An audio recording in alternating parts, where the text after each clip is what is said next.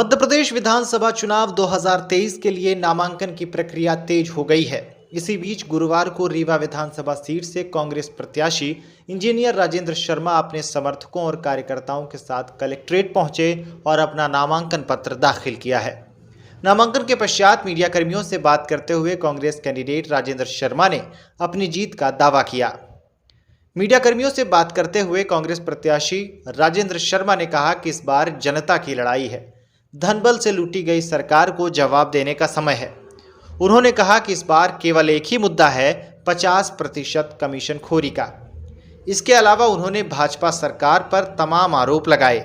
उन्होंने कहा कि आज बेरोजगार दर दर भटकने को मजबूर हैं, नशे के शिकार हो रहे हैं। वहीं हर जगह हर काम कमीशन खोरी से हो रहा है। भ्रष्टाचार अपने चरम पर है। अगर युवा पढ़ लिख कर सरकारी नौकरी की कोशिश करता भी है तो व्यापम जैसे घोटाले प्रतिभाओं को मारने का काम कर रहे हैं। इसके साथ ही उन्होंने आशा जताई है कि इस बार कमलनाथ के नेतृत्व में पूर्ण बहुमत वाली कांग्रेस सरकार बनने जा रही है। वहीं रीवा की सभी 8 विधानसभा सीटों पर क्लीन स्वीप का भी दावा किया है। बता दें कि रीवा विधानसभा सीट से इस बार कांग्रेस का सीधा मुकाबला भारतीय जनता पार्टी से है, जहां कांग्रेस की ओर से इंजीनियर राजेंद्र शर्मा ने ताल ठोकी है। वहीं भाजपा की ओर से 4 बार के विधायक और मंत्री राजेंद्र शुक्ला चुनावी मैदान पर हैं। भारतीय जनता पार्टी की सरकार से, जो शिवराज सिंह चौहान जी की सरकार है, जो धन बल के जोर पर भ्रष्टाचार के जरिए विधायकों को खरीद के बनाई गई, जिसने लोकतंत्र की सरेआम हत्या की और जनादेश की चोरी की, इस सरकार और मध्य प्रदेश में व्याप्त भ्रष्टाचार की सरकार, जो 50% कमीशन की सरकार है, जिसमें जनता ने त्राहिमाम कर दिया है। आज हमारे प्रदेश का नौजवान परेशान है, बेरोजगारी का दंश झेल रहा है और हमारा जब ना तो एडमिशन की जितनी परीक्षाएं उनमें घोटाले होते हैं, अगर कोई नौकरी निकलती है उसमें घोटाले होते हैं। भ्रष्टाचार ने हमारे नौजवान को कुंठा के क्षेत्र में ढकेल दिया है और वो नशे की स्थिति में पहुंच रहा है। दूसरी तरफ हमारे यहाँ मध्यम वर्ग महंगाई की मार से उसकी कमर टूट चुकी है। हमारा जो आदिवासी है वो अत्याचार का यहाँ शिकार है। समाज में जो सबसे नीचे का तबका है वो अत्याचार का शिकार है। हमारे यहाँ प्रदेश महिलाओं के उत्पीड़न में नंबर 1 है और हमारा प्रदेश जो है वो कुपोषण का शिकार है। ऐसी स्थिति में जहाँ हमारा नौजवान परेशान हो, हमारा किसान परेशान है, हमारा जो किसान है वो बेरोजगारी की किसान जो है हमारा वो परेशान है और किसान की परेशानी का कारण है बिजली के बिल। उसके नाम पर गिरफ्तारी, आत्महत्या के लिए मजबूर है। फसलों की ना तो कीमत बढ़ाई गई, ना समर्थन मूल्य बढ़ाया गया, उसके साथ ठगी की गई। इन सब कारणों से मध्य प्रदेश की जनता परिवर्तन चाहती है और कांग्रेस उस परिवर्तन का वाहक बनेगी और मध्य प्रदेश में 3/4 से ज़्यादा सीटों के साथ हम माननीय कमलनाथ जी के नेतृत्व में सरकार बनाएंगे। हमारी इस बार ताकत है हमारा संगठन।